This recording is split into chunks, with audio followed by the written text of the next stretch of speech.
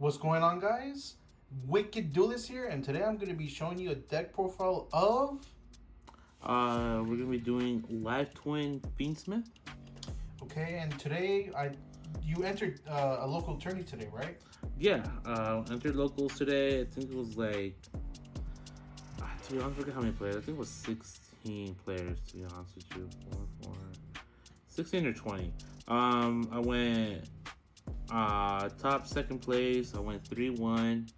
I went 3-0 at first, but the last match really got me. Kind of made me think about things I should probably start siding and stuff.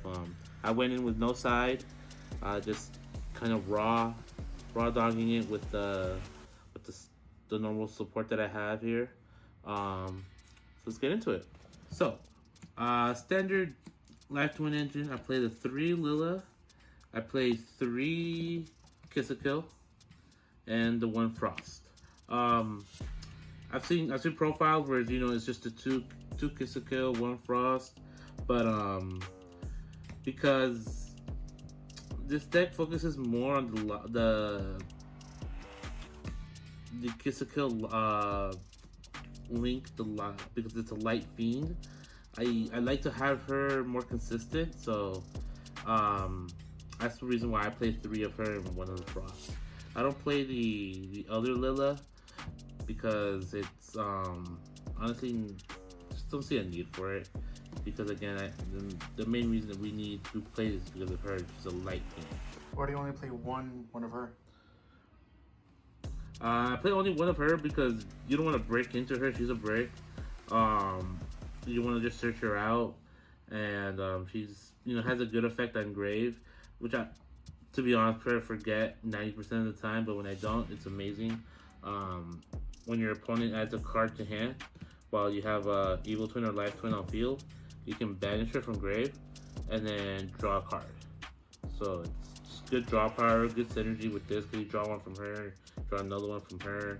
That's already +2, and I just love draw power in this deck. So that's the Life Twin monsters.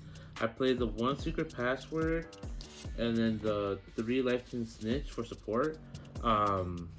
This honestly is just to bait out the Ash because more, I'd say 70-80% of the time I always end up drawing Snitch and a Life Twin in hand.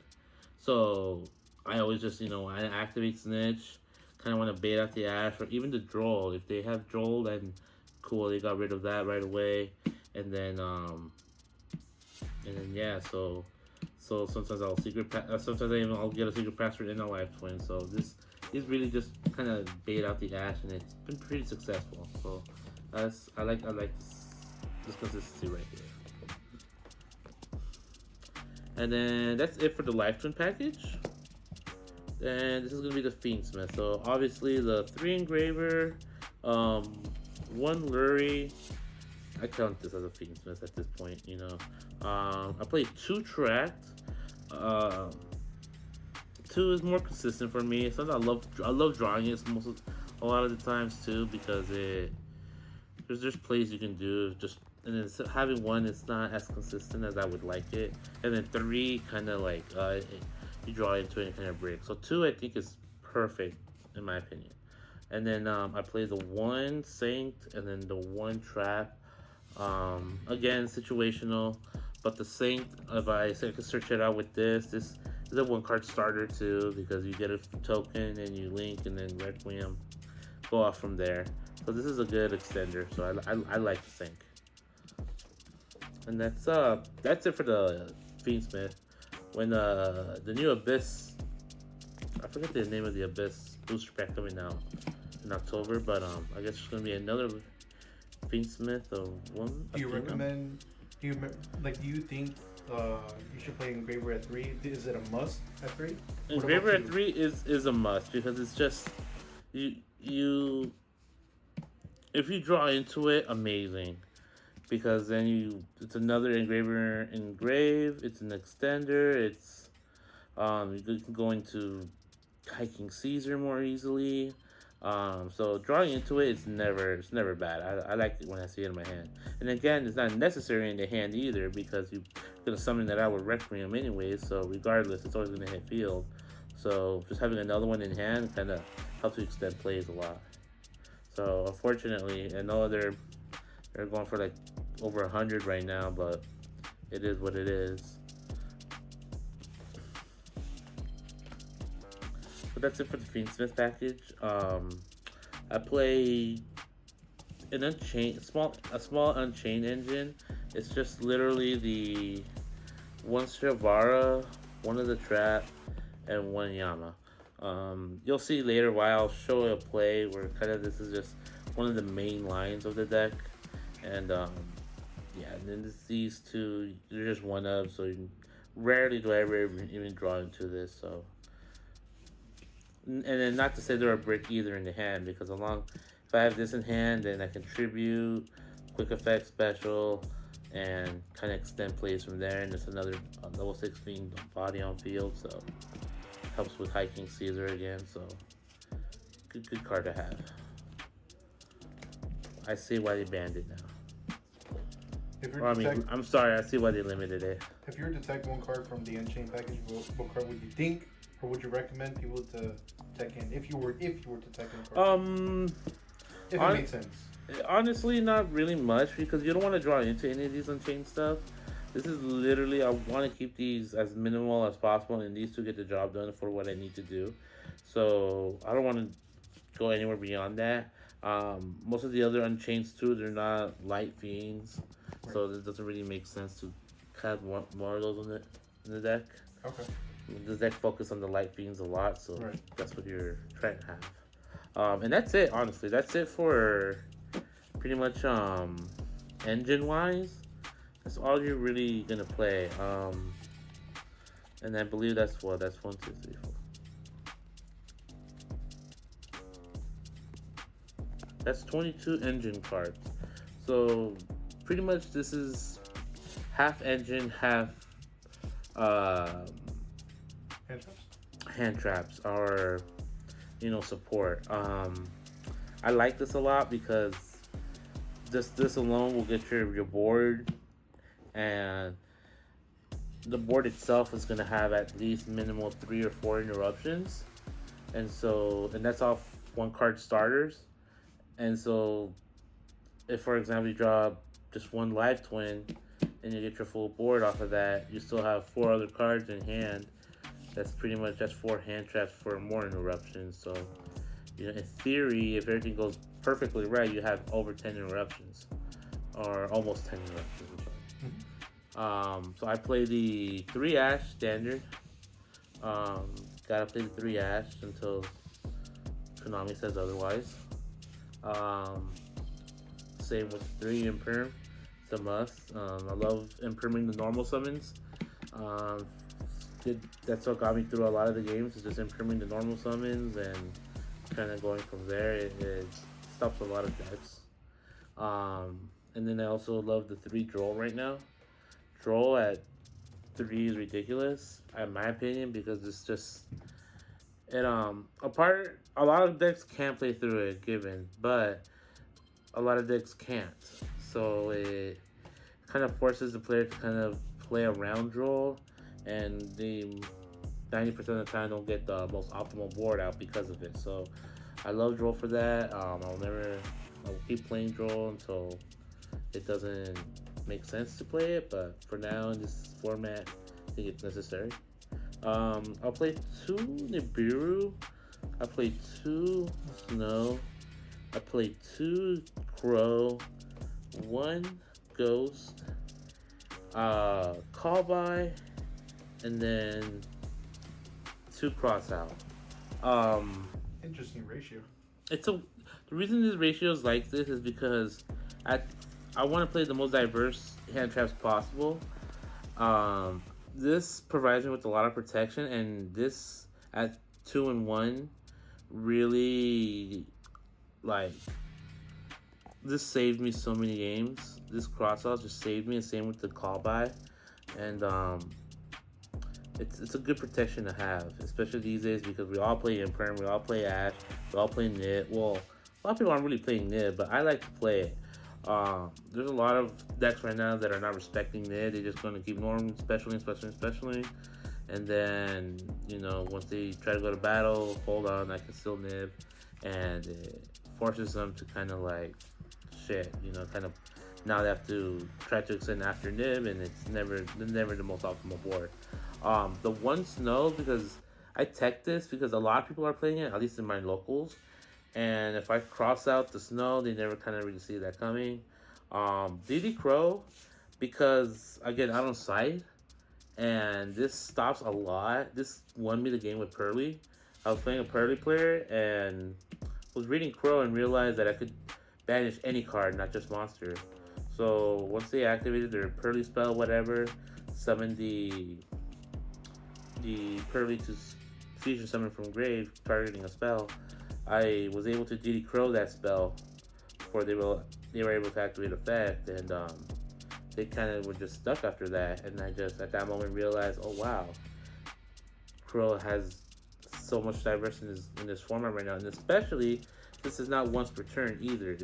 You draw 2 Crows, wow, you don't understand how much power that is, especially in this format where everything is graveyard heavy based, and with B Seal too, this helped me a lot. So because again I don't have a side, it's the reason why I have this kind of as diverse as I've much. I kind of want to play a third cross out, but I was testing it, and I would draw into it, especially when I would need another engine card, and I kind of feel was more consistent the way I needed it to be.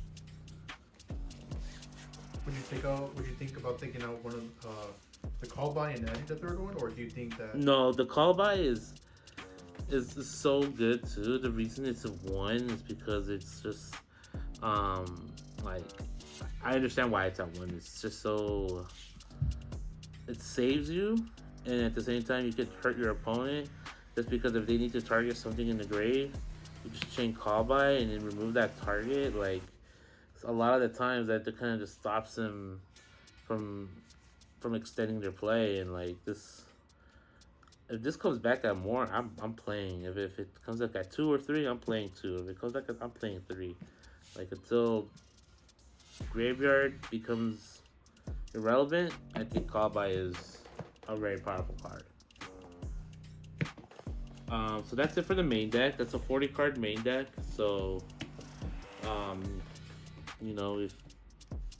you want to play this, I mean, you can obviously make the adjustments, but I think.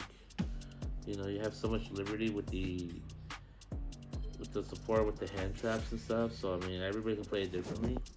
I see people play with Bestial because they're another level 6, and next turn you can extend and go into other stuff. So I mean, the deck is very diverse, but I love any excuse to play Life Twin. So once I saw the idea for the deck, I hopped on board full 100%. So for the extra deck. We're playing for the Life Twin engine. We're gonna be playing the 1 Trouble and Sunny, the 1 Lilla, and then 2 Kiss a Kill. I would love to play 2 Lilla, 2 Kiss a Kill, 1 Trouble, but the deck is the extra deck is so packed that I had to cut the one. I had to cut the 1 Lilla because again Then Lilla is not the most important. Kiss the Kill is the important, but she's the Light Fiend, so she's the main one. And then again, most people don't really see this deck coming, so no one really thinks to like unicorn the Lilla. Most people unicorn this or the Requiem, so I'm not really too scared if they try to, or just having this at 1, because half the time I don't think they're really targeting this. And if they do, then it's not really the end of the world. There's still ways to get this out and bring her back. That's the main Life Twin leaks, or links. I'm sorry, leaks. FIENDSMITH extra deck. We're gonna be going with the 1 Requiem, 1 Sequence, 1 Desiree, and 1 Lacrima. Kind of standard. Play 1 out of everything. 2 Requiem. Sometimes I wish that would happen because they do like to banish this. when they can. And I kind of need this to get back recycled. I know most of the stuff is recycled anyways. That's why everything's at one. But they do know that they need to hit this. So this at 2 would be nice, but there's only so much space again. That's it for the Fiendsmith. Unchained, we're gonna go with 1 Yama and then 1 Solar Rage. Again, this is just for the optimal end board. This is part of the combo line, and then since again she specials any fiend from grave, she or he couldn't even target Trouble and Sunny. And that's another 33 beater on field. Always good. Just 7s out SP if I have to for next opponent's turn. I'll show the plays that these are implemented in. The 1-ups, we're gonna go with the Griffin. We're gonna go with Underworld, Muckracker, Little Knight, and High Seas. Kind of self-explanatory. A lot of people are not really running this. I've seen a lot, but it helped me out in like a couple of games today because I got Chaos Angel, so I couldn't really target or really affect anything in their field, but this helped me get rid of that Chaos Angel, and so this is nice. I like this. Griffin is because of the final end board. It's just you'll end up summoning this in one of your middle monster zones, and pretty much kind of stops any special summon monster from your opponent, and then you draw another one from here too as well. So this is always good to have. Muckracker, kind of just for follow up. If I ever need to special back Trouble Sunny from grave or Trouble summon back a live twin, you can target that, bring that back. It's always good. SP Little Knight, gotta have it in any deck at this point. It's gonna get reprinted in the 10-2 coming up in September, so keep an eye out for that. It's gonna most likely be short printed, but still, I think everybody still needs to get this card. And right now, like $100 for it, it's kind of steep. So just wait for that 10 release. DD, kind of self-explanatory as well.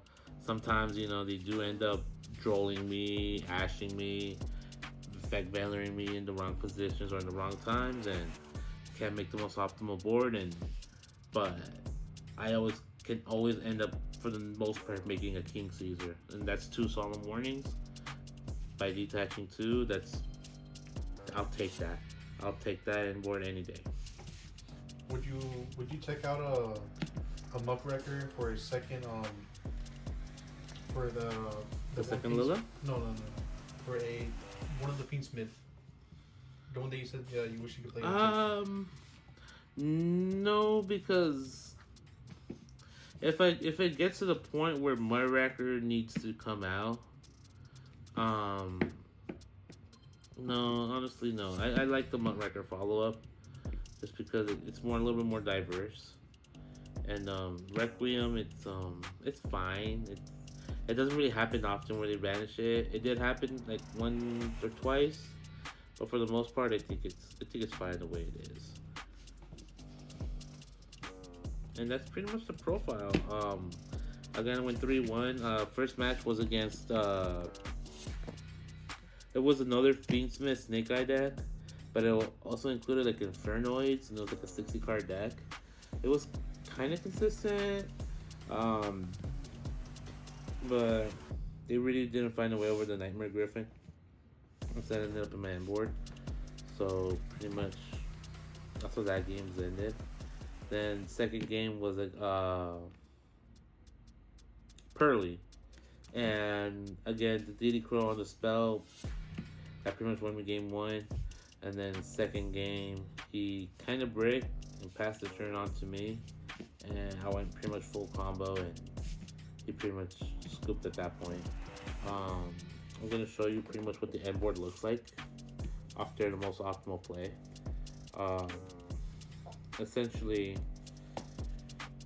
you're gonna go off of one. Again, this is just a 1-card starter. So off of 1 live twin, you get full board. You'll go Lila into your next live twin, and then you want to link.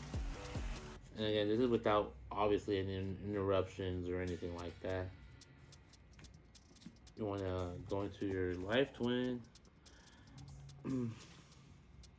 Then that will bring back this from grave. And then this is when it kind of throws people off. This is when you link off the Kissikill for the rec. People don't really see that coming, and then that's when it kind of throws everything off because most people assume once you summon a life twin, you're going into Sprite. It's the most common level 2 deck, and it's the most common deck you see out there. So that really threw up a good majority of my games. And then again, you just go into full FIENDSMITH combo from here. You'll tribute the Requiem. You go into your FIENDSMITH, and without wasting too much time, essentially your end board is looking like this. You'll end with a Griffin. You'll end with Trouble and Sunny, and more often than not, you'll end with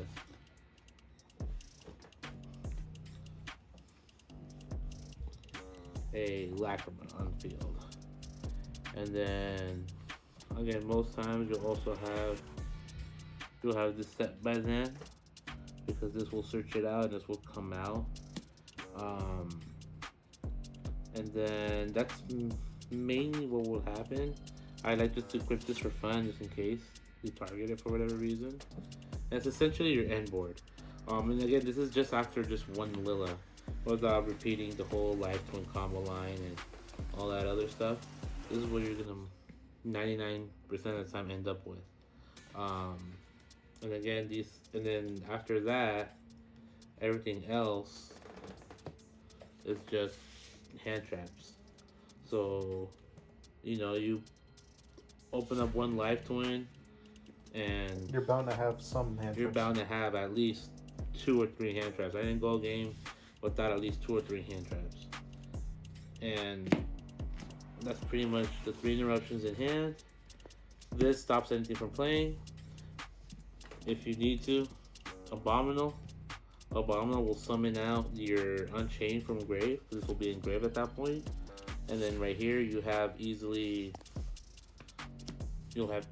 at least a 3 SP Little Knight if your opponent specials. And then that's another advantage with SP Little Knight because you used a link to summon it.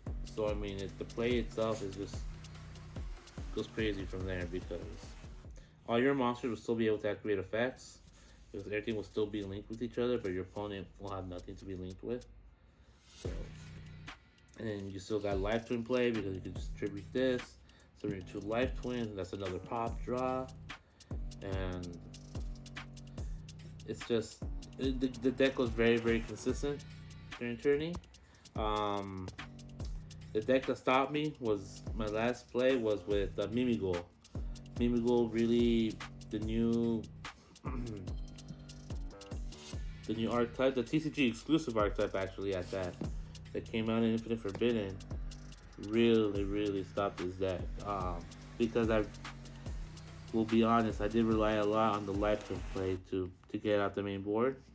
That the fact they were able to summon a body on my side of the field hindered my optimal plays because life twin requires a clear field so I can special the other life twin. And so, unfortunately, both games Mimigul had most optimal play in hand, and unfortunately they got the best of me. What can I say? So be aware. The Mimiguls, they're out there and they're lurking. This is it for the deck profile. Again, went 3-1 in local tourneys today. So be that as it may, did play against Snake Guy FIENDSMITH and went 3-1 on them. That's with me losing die roll. So I think the deck does really well. It's not gonna be, obviously it's not. I don't think it'll win any YCSs. Knock on wood. Maybe it will one day. Maybe I can be that person, but I think the deck is pretty good the way it is right now. You want to shout anyone out before we close out the video? No shout outs right now. I'd like to shout out the shop, Game Zone at Lemon Grove. They here in San Diego, California. They were hosting TOURNY today, and shout out to them. Pretty much that was it. Got 3 packs and 2 tournament packs, and got a QCR. So all in all, pretty happy. If you guys enjoyed the video, like and subscribe. Leave a comment. Tell us what you think about the deck profile, and I'll see you in the next one.